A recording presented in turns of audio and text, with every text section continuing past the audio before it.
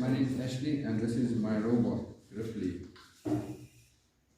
Right, so I used spur gears and worm gears for my robot. Pretty simple mechanism, nothing too complicated or too hectic.